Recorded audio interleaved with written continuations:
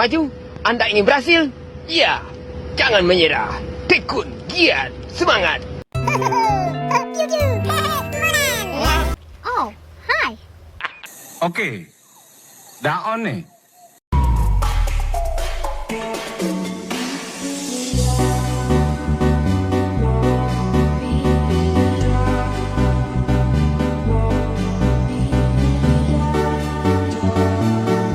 A few moments later. Halo guys, kami dari kelompok 5 akan melakukan mini riset di sekolah SD Metodis An Pancu Batu. Nah, mini riset kami kali ini yaitu mengenai kasus ketidakadilan kepada seorang guru. Nah, sebelumnya perkenalkan, nama saya Jeniati Alexis Bertarikan. Saya Joy Pinamiang Pujenting. Saya Ruci Sandra Gontong. Saya Beatrix Octaviana Silitonga. Dan saya Orisa Pasca Shalom Nabi. Saksikan video kami selanjutnya. Bye.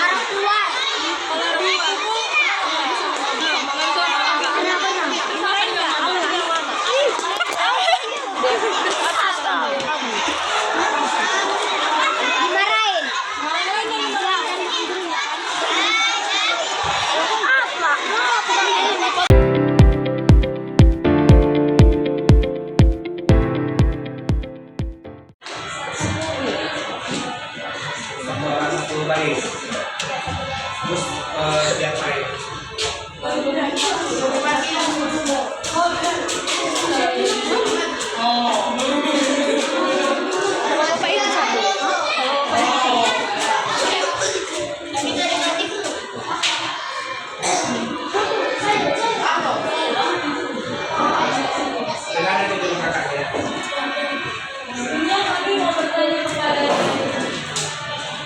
Di sini kakak mau nanya nih, adik-adik kalian pernah nggak dihukum guru?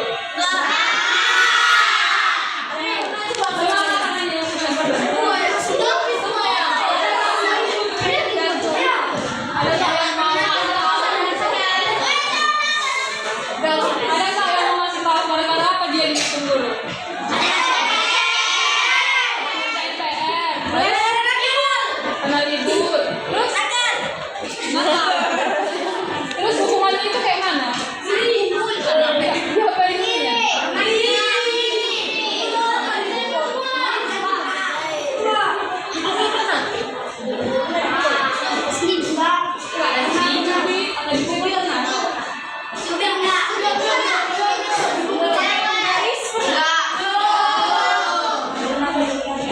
Ini apa semua di sini? Kalau ada dihukum guru, dilapor nggak sama orang tuanya? Terus saya ini lapor sama mamanya. Sama mama. Terus apa kata orang tua? Ya, apa kata mama?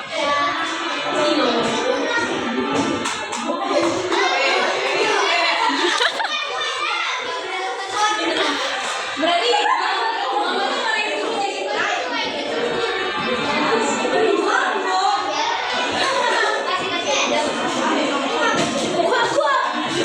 Ada nggak yang pernah melapor sama orang tua tapi orang tuanya yang memarahi balik gitu kan?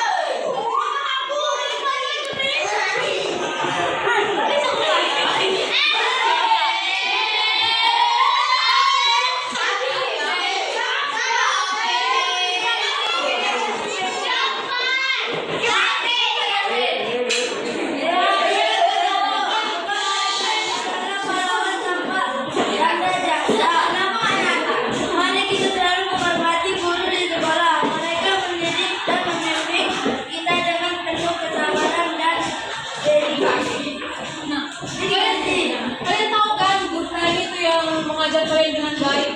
Enggak. Siapa tadi tuh?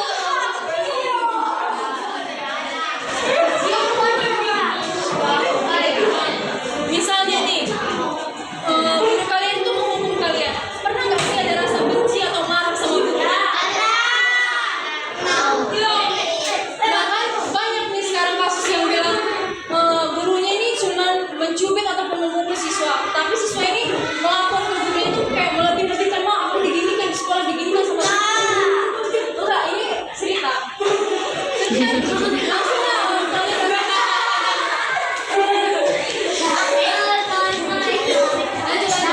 Langsung orang datang ke sekolah ya kan, terus dilaporkanlah gurunya ini. Kalian bagaimana tanggapan kalian misalkan melihat kasus seperti itu? Sedih nggak kalau misalkan guru kalian dilaporkan ke polisi? Sedih kan?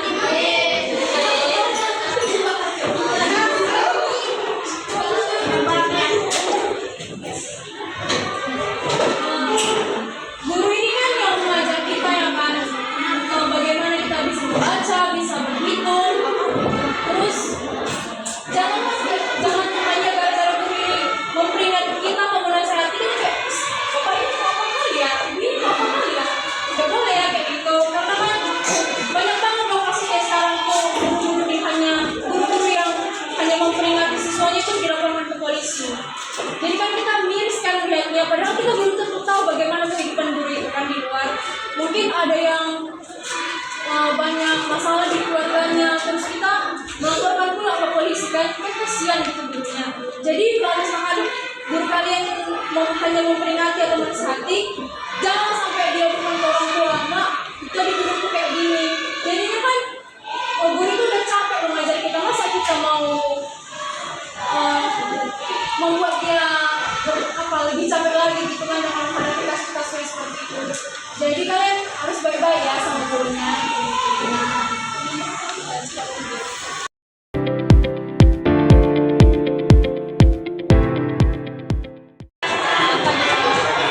Dari mahasiswa Prodi Pendidikan Biologi ingin memberikan beberapa pertanyaan nih Pak mengenai ketidakadilan bagi seorang guru. Nah, seperti yang kita ketahui nih Pak, di Indonesia ini kan banyak kasus yang terjadi itu seperti siswa yang melanggar peraturan lalu guru itu menghukum, setelah itu siswanya itu melapor ke orang tuanya yang nggak benar, terus orang tuanya itu melaporkan ke pihak yang berwajib, gurunya. Lalu gurunya itu dijatuhi sanksi atau divonis hukuman. Nah, bagaimana sih Pak tanggapan Bapak mengenai kasus seperti itu?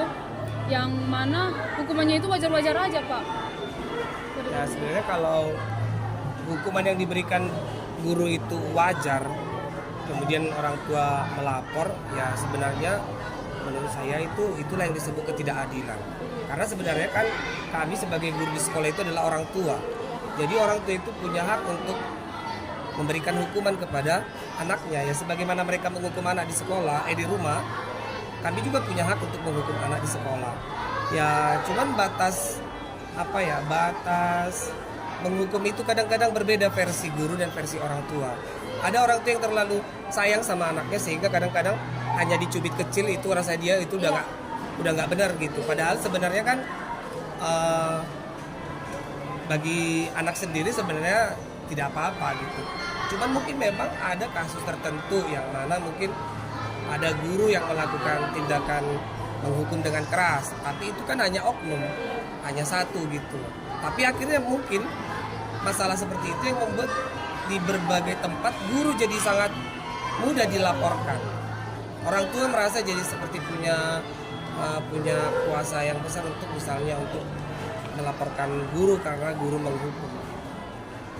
Ya cuman kalau menurut saya sebenarnya memang di zaman sekarang hukuman fisik tidak terlalu penting lagi gitu.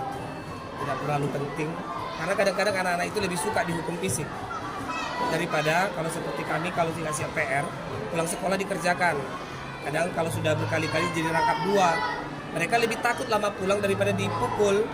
Kadang mereka lebih milih pukul aja Pak gitu. Cuman kan kita karena melihat situasi sekarang ini sudah banyak kasus-kasus, ya kita pun menjaga diri kita sendiri kan.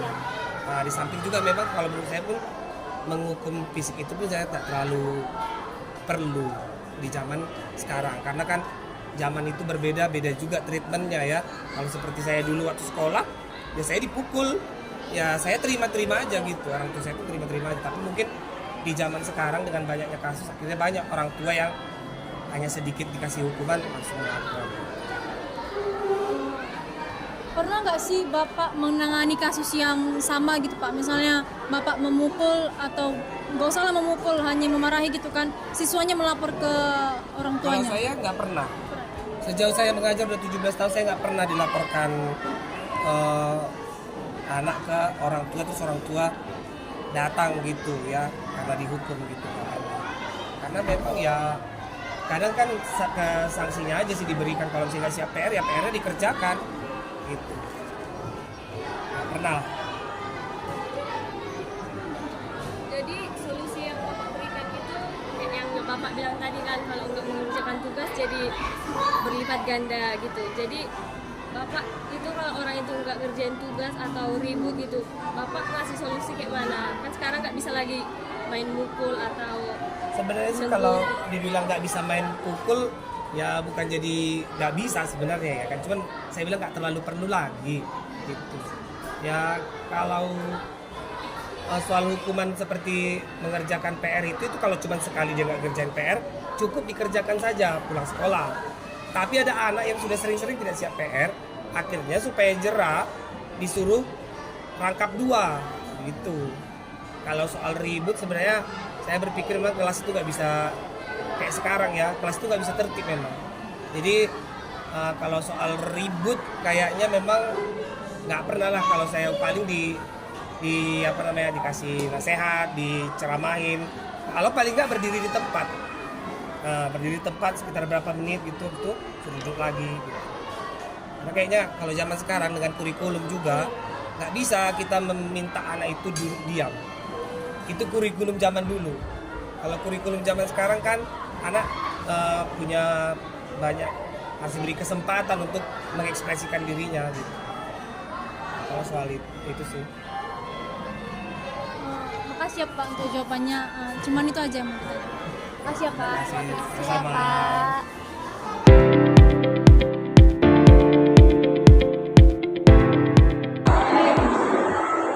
Selamat pagi Pak. Selamat pagi.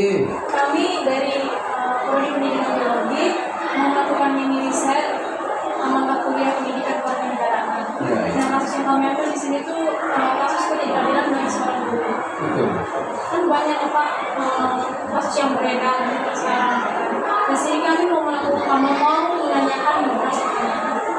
Makanya sekarang tuh banyak kasus yang di media sosial itu guru ini dilaporkan ke pihak yang berwajib hanya karena memukul itu bukan yang berlebihan.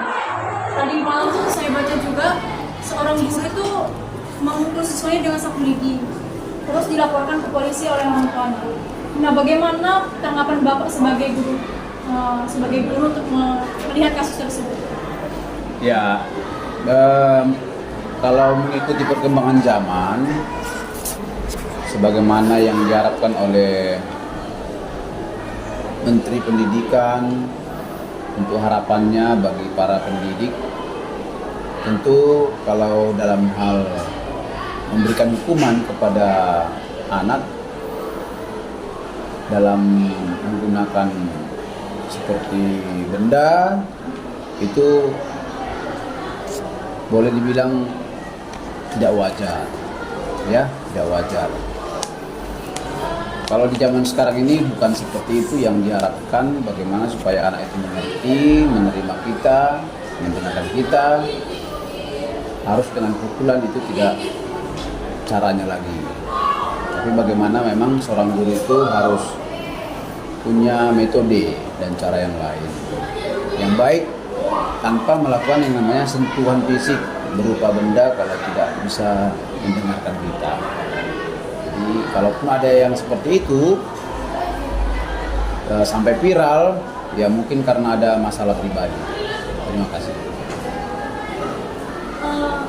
Dari kasus yang Bapak lihat itu, Bapak merasa nggak itu kasus itu menunjukkan ketidakadilan bagi seorang guru? Ya, mungkin masalah ketidakadilan bukan ketidakadilan, Tapi di sini kembali lagi bagaimana panggilannya sebagai seorang guru atau seorang pengajar. Kalau saya sebagai seorang pengajar, ya pasti saya yang namanya fair-fair saja punya kelakuan yang ditunjukkan siswa kepada kita. Cuma ya di sekolah itu ada yang namanya bagian-bagiannya. Kalau misalnya menghukum siswa, kemudian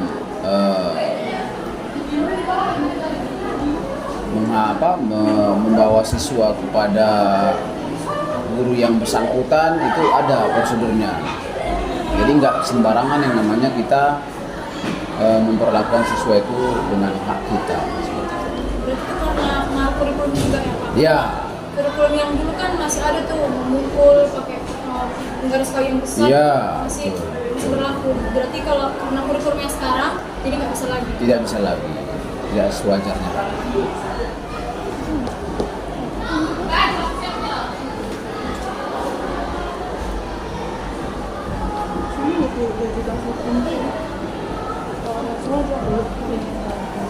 Nah, menurut Bapak sendiri gitu, apa sih yang perlu kita tingkatkan dalam untuk bisa melindungi guru karena kasus tersebut, Pak? Ya, yang perlu kita lakukan adalah mungkin kesejahteraan dan pembekalan guru, bagaimana dia mengajar dengan baik.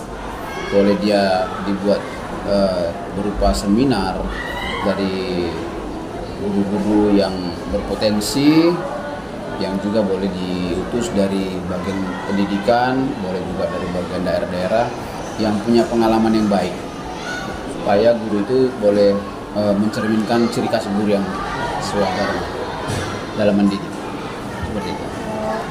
Selanjutnya Pak, izin lagi ya Pak. Silakan. Apa sih langkah-langkah Bapak yang bisa Bapak ambil untuk mencegah mencegah pelaporan tersebut terhadap guru gitu? Kalau misalnya ada terjadi kayak gitu, kalau misalnya siswanya ini dimarahin sama gurunya, terus dia melapor ke orang tua, terus orang tuanya datang, supaya itu nggak dilaporkan ke pihak berwajib, kan itu ke Bapak dulu kan, ke Betul. PP dulu. Gimana cara Bapak menanggulannya? Ya, yang pasti sebelum sampai kepada orang tua, Bapak menyelesaikan dulu dengan guru. Ya, Bapak menyelesaikan dengan guru. Kemudian kepada yang bersangkutan, yaitu anak dari orang tua atau anak didik tadi, supaya dia boleh juga kita jaga supaya tidak menimbulkan yang namanya informasi yang salah gitu. Jadi langkah Bapak yang pertama adalah memanggil guru dan siswa yang bersangkutan yang bermasalah, kemudian ya memberikan yang sebenarnya kesempatan untuk melakukan ke depan yang lebih baik lagi gitu. Jangan langsung melakukan yang namanya seperti sanksi-sanksi gitu, yang lebih.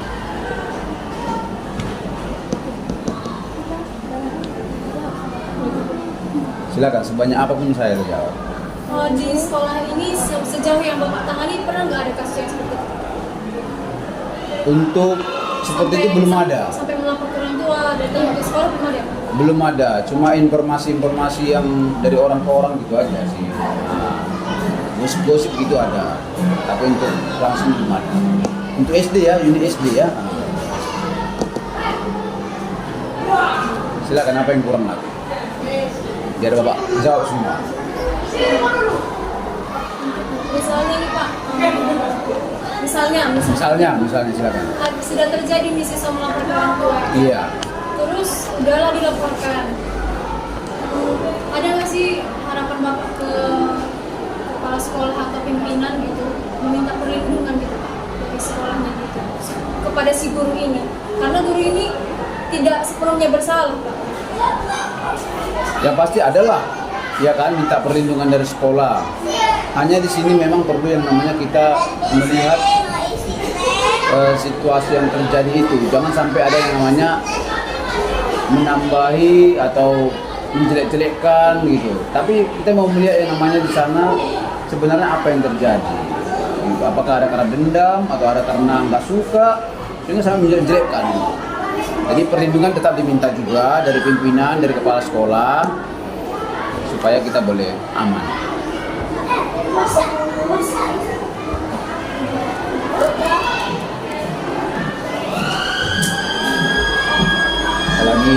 jangan sampai nanti nyesal.